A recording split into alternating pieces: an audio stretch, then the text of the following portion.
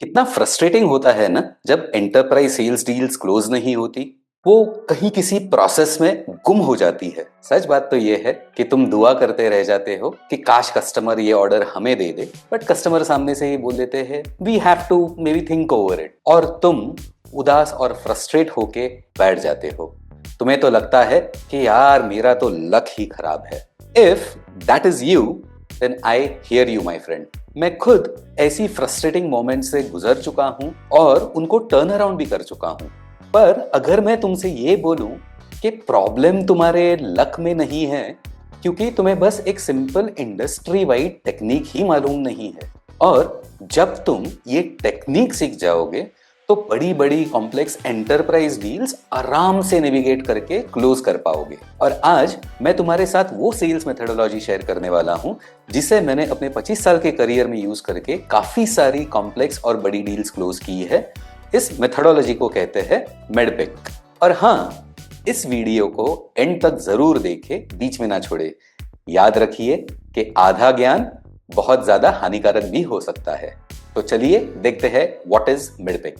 Basically enterprise sales में काफी सारी कॉम्प्लेक्सिटी हो सकती है। अलग स्टेक होल्डर्स इन्वॉल्व होंगे, अलग डिपार्टमेंट्स है, अलग रिक्वायरमेंट्स है। तो मिडपिक आपको एक मेथोडोलॉजी देता है जिसके यूज से आप ये पूरा प्रोसेस अच्छे से कैप्चर करके उसे सिंप्लीफाई कर सकते हैं। That is number 1। नंबर 2, ये आपको आपके प्रोग्रेस के हिसाब से आपकी अपॉर्चुनिटी भी क्वालिफाई करने का बहुत अच्छा मौका देता है कि इस डील को जीतने के लिए कौन सी सारी स्टेप्स हमें एग्जीक्यूट करनी होंगी और हम अभी कहां पे है। तो वो जो एक कॉम्प्लेक्स डील स्ट्रक्चर है, प्रोसेस है, वो नेविगेट करने में हमें ये काफी आसान कर सकता है। And third and most important, ये फ्रेमवर्क हमें अपनी डील एक फोकस्ड और डिसिप्लिन तरीके से एग्जीक्यूट करने में भी हेल्प करता है। तो चलिए देखते हैं वो क्या स्टेप्स है और इस फ्रेमवर्क को कैसे यूज करते हैं। तो जैसे आप देख सकते हैं, मेडपिक एक 8 स्टेप प्रोसेस है जिसमें हम काफी सारी चीजें इवैल्यूएट करेंगे to build our opportunity. So let's start with the first one, metrics. हमें इस स्टेज में ये जानना है कि कौन से मेट्रिक्स है, OKRs, KPIs, की स्टैटिस्टिक्स, जो फिलहाल काफी बुरे हाल में है। रिमेंबर, बिजनेसेस तभी एक्शन लेते हैं जब कोई प्रॉब्लम इतना बड़ा हो गया हो कि वो उन्हें अब इम्पैक्ट करने लगा है। तो हमें वो मेट्रिक्स देखने हैं जिसके इम्पैक्ट के वजह से बिजनेस को आइदर लॉस हो रहा है, वो अपने फुल एफिशिएंसी के साथ काम नहीं कर पा रहे, वो अपना डिजायर्ड आउटकम, आउटपुट जनरेट नहीं कर पा रहे हैं। एंड अभी एकदम इंपॉर्टेंट हो गया है कि ये मेट्रिक में बदलाव आना बिजनेस के लिए बहुत जरूरी है। एक दो एग्जाम्पल देना चाहूंगा।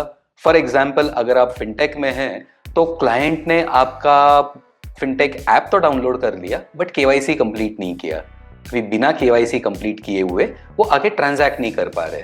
फॉर एग्जाम्पल, आपके पास एक ई कॉमर्स ऐप है, तो लोगों ने डाउनलोड तो कर लिया, सारे आइटम्स अपने शॉपिंग कार्ट में ऐड कर दिए, बट उन्होंने परचेज कंप्लीट नहीं किया। तो आपका कार्ट अबैंडनमेंट रेट अगर बहुत ज्यादा होगा तो इसका मतलब ये है कि आपने पैसे खर्चे करके लोगों को ऐप तो डाउनलोड करवा दिया, उनको इंटरेस्ट करवा के उनसे अपने शॉपिंग कार्ट में चीजें ऐड करवा दी, बट क्योंकि अभी उन्होंने ट्रांजैक्शन पूरा नहीं किया तो सेल ही कंप्लीट नहीं हुआ, रेवेन्यू नहीं आया और पहले का पैसा पूरा बर्बाद। सो आपको ये जानना है कि वो कौन से मैट्रिक्स है जो फिलहाल एकदम बुरे हाल में है या तो जिनको अर्जेंटली इंप्रूव करने की जरूरत है। इसमें एक चीज हमेशा फायदा करा देती है कि अगर ये बिजनेस प्रॉब्लम आपकी सीनियर लीडरशिप तक एस्केलेट हो चुके हैं, जहां पे एक अग्रीमेंट है कि हाँ ये प्रॉब्लम, ये मैट्रिक्स हमें इंप्रूव करने हैं, तो उन प्रोजेक्ट्स को एग्जीक्यूटिव स्पॉन्सरशिप, उनका सपोर्ट, उनका बजट, उनका माइंड शेयर, ये सब हासिल होता है। तो ये भी जानना जरूरी है कि जो मैट्रिक्स हम लोग करंटली चेंज करने की कोशिश करेंगे, जो इंप्रूव करने की कोशिश करेंगे, क्या वो मैनेजमेंट के विजन से, उनके व्यू से इंपॉर्टेंट है, अर्जेंट है, और क्या वो प्रायोरिटी है। और अब हम आते हैं इकोनॉमिक बायर के पास। नाउ इकोनॉमिक बायर वो बंदा या बंदी होते हैं उस ऑर्गेनाइजेशन में जिनके पास बजट और डिसीजन लेने की अथॉरिटी है। फॉर एग्जाम्पल कोई सीनियर CXO हो जो अपनी टीम, अपने फंक्शन, डिपार्टमेंट के लिए सारे डिसीजंस ले सकते हैं, जो वो डिसाइड करते हैं कि हमें कोई सॉफ्टवेयर चाहिए या तो कंसल्टेंट चाहिए या तो एडिशनल मैन पावर चाहिए या तो कोई सर्विस प्रोवाइडर चाहिए जो हमें ये प्रॉब्लम सॉल्व करके दे दे।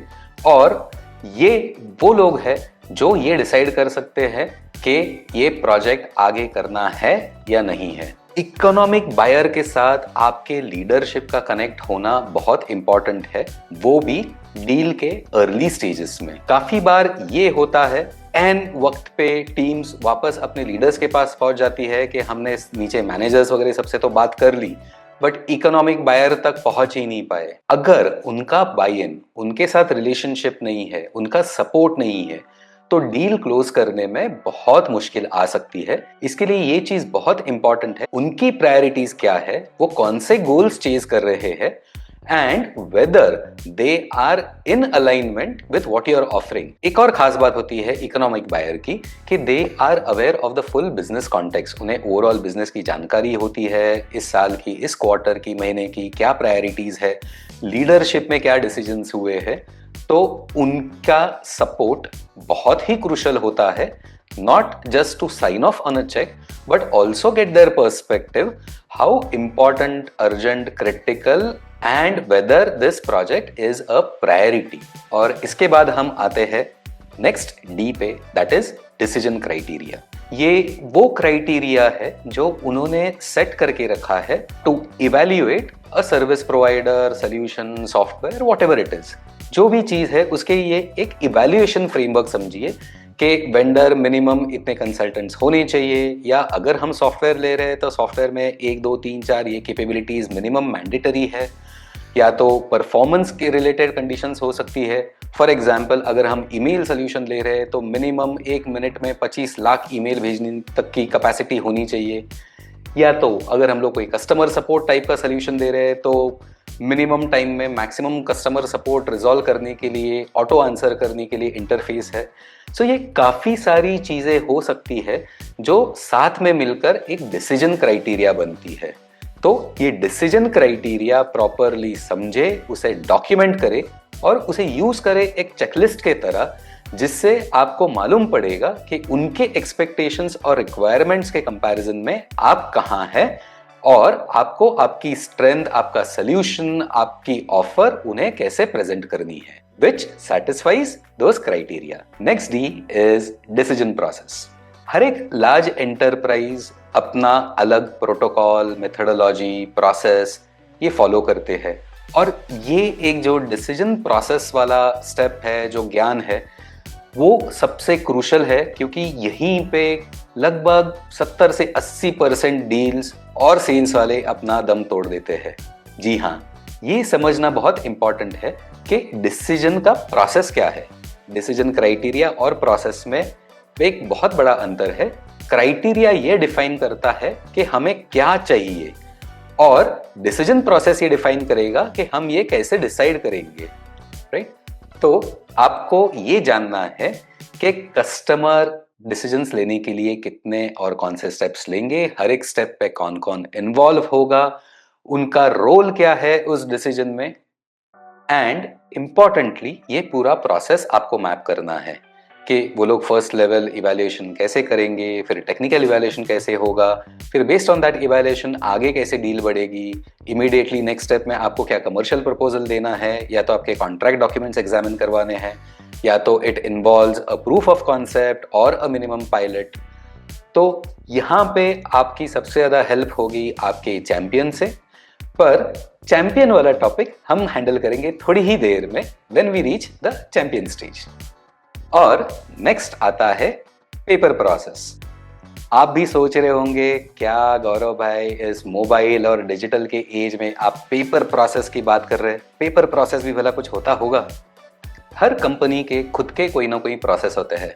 जैसे ही कंपनी बड़ी हो जाती है, मल्टीनेशनल हो जाती है, काफ़ी सारे स्टॉक एक्सचेंजेस वगैरह पे लिस्टेड है, तो काफ़ी सारी कॉम्प्लेक्स प्रोसेसेस उनके यहाँ पे फॉलो की जाती है। जैसे there could be a defined process कि there has to be a minimum NDA, non compete to sign even before talking to a vendor.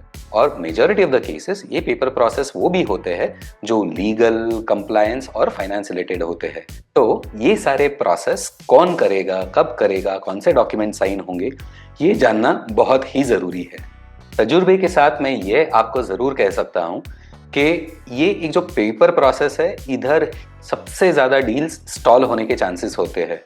काफी सारे लोग मेहनत करके डेमो वगैरह दिखा देते हैं, बट जब बात आती है पेपर प्रोसेस की, वो कहीं ना कहीं वो प्रोसेस में गुम होके, निराश होके या डर के हार मान लेते हैं। बट टॉप 1% जो सेलर्स मैंने अपने लाइफ और करियर में देखे हैं, वो इस प्रोसेस को बखूबी जानते हैं और patiently, with focus, with a काम माइंड ये प्रोसेस नेविगेट कर पाते हैं। एक प्रो टिप आपको ये देना चाहूंगा कि जब आपको दिख रहा है कि अपॉर्चुनिटी थोड़ी मैच्योर हो रही है, क्लाइंट का इंटरेस्ट है, तो उसी समय आप आपका डॉक्यूमेंटेशन प्रोसेस क्या है, क्लाइंट का डॉक्यूमेंटेशन प्रोसेस क्या है, ये ठीक से जान लीजिए। चाहिए तो उनके साथ कुछ draft agreements, draft contracts, draft licenses, ये सारी चीजें एडवांस में आप शेयर कर सकते हैं, ताकि जब डील क्लोजर स्टेज में आए तभी आपका काफी सारा टाइम बचे। ये काम अपने एंड के लिए रख दिया तो मेरे तजुर्बे में मैंने ये भी देखा है कि सिर्फ पेपर प्रोसेस कंप्लीट होने में 3-3, 4-4 महीने जा चुके हैं। और नेक्स्ट है आइडेंटिफाई द पेन। दोस्तों, ये सबसे इंपॉर्टेंट स्टेप है। मैं तो काफी समय रेकमेंड करता हूं कि पेन आइडेंटिफिकेशन सबसे पहली स्टेप होनी चाहिए, क्योंकि ये आपको बता पाएगी कि what are those challenges which are urgent. Number 2, इस अर्जेंट प्रॉब्लम के पीछे इज देयर एनी इन्वेस्टमेंट, या प्रॉब्लम अर्जेंट होते हुए भी they are still okay to stay with the pain, कि ठीक है भाई, मालूम है हमें ये तकलीफ हो रही है, बट इस माहौल में, इस साल, इस सिचुएशन में हमारे पास बजट नहीं है। आपको ये भी जानना है कि whether this project, this pain has visibility with the senior leadership, कि क्या लीडर्स को मालूम है कि ये पेन है और इसके वजह से आउटकम है वो हमें मिल नहीं पा रहा, टीम्स को चैलेंज फेस करनी पड़ रही है और बिजनेस पे इम्पैक्ट हो रहा है। पेन की विजिबिलिटी अगर लीडरशिप के पास है तो आपको उस पेन सॉल्व करने के लिए बजट निकालना इतना डिफिकल्ट नहीं जाएगा, क्योंकि फिर आप उन्हें वो रास्ता दिखा पाएंगे कि करंट पेन की वजह से उनके बिजनेस पे क्या इम्पैक्ट है, और जब आपका सोल्यूशन इंप्लीमेंट होगा उससे उन्हें क्या फायदा होगा, कौन से पेन्स एलिमिनेट हो जाएंगे, and they will get the desired outcomes that they want. अब बारी आती है C फॉर चैंपियन। ये एक बहुत इंपॉर्टेंट स्टेप है पूरे फ्रेमवर्क में। आपको ये आइडेंटिफाई करना है कि क्लाइंट टीम में ऐसा कौन है जो आपका चैंपियन है, आपका एडवोकेट है।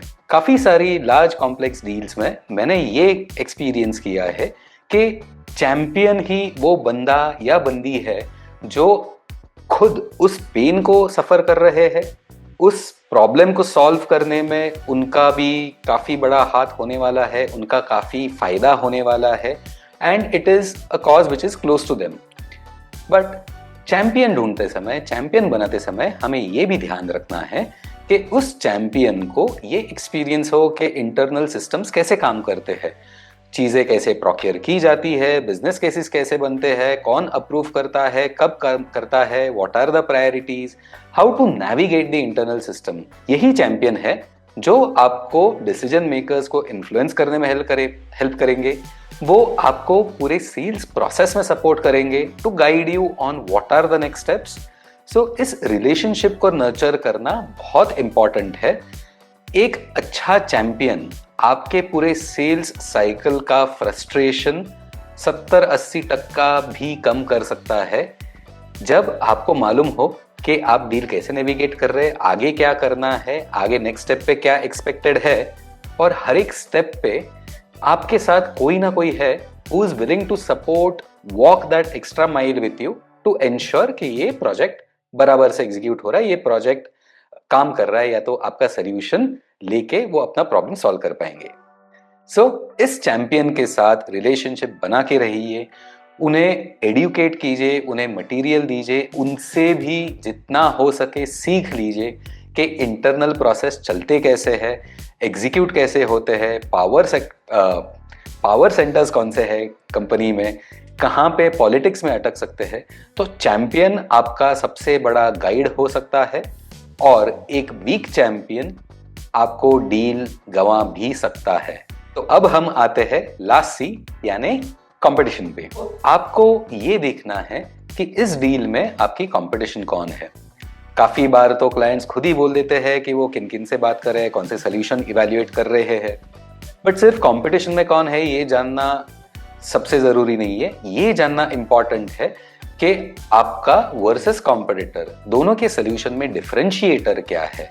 कॉम्पिटिटर वो कौन से टैक्टिक डिप्लॉय करता है जिसके वजह से आप पास्ट में भी डील हार चुके हो या तो उनसे आप डील जीत चुके हो। तो ये जान के आपको आपकी स्ट्रैटेजी बनानी है कि अगर इस डील में कोई कंपटीशन इन्वॉल्व है तो हम उसको मिटिगेट कैसे करेंगे, whether it is by proactively demonstrating well, proactively talking it out, या तो आपको प्राइसिंग स्ट्रेटेजी में कोई चेंज करना है, या तो आप कस्टमर को कोई और ज्यादा वैल्यू ऐड दोगे। And third and most important point कि आपको आपका फोकस पूरा वैल्यू पे रखना चाहिए। जी हाँ, जब हम अपॉर्चुनिटी इस फ्रेमवर्क को लेके एग्जीक्यूट करते हैं, इवैल्यूएट करते हैं, तो हमें ये ध्यान रखना है कि हर एक स्टेप पे हम लोग हमारे प्रोस्पेक्ट को अच्छी वैल्यू डिलीवर कर रहे हैं। It will differentiate between you and your competition. मेरी तो एक सिंपल प्रो टिप यही रहेगी कि अगर कंपटीशन को हराना है तो आपका पूरा का पूरा फोकस होना चाहिए आपके प्रोस्पेक्ट, आपके कस्टमर, उनके चैलेंज और उनके वैल्यू एक्सपेक्टेशन पे। कंपटीशन को बुरा भला कह के कोई कभी डील जीता नहीं है और ना ही जीतेगा। वो डील तभी जीतते हैं जब कस्टमर को आप में कॉन्फिडेंस है कि आप वो प्रॉब्लम ठीक से सॉल्व कर पाएंगे, आपके पास वो सारी चीजें हैं जो उन्हें चाहिए, and you can be trusted.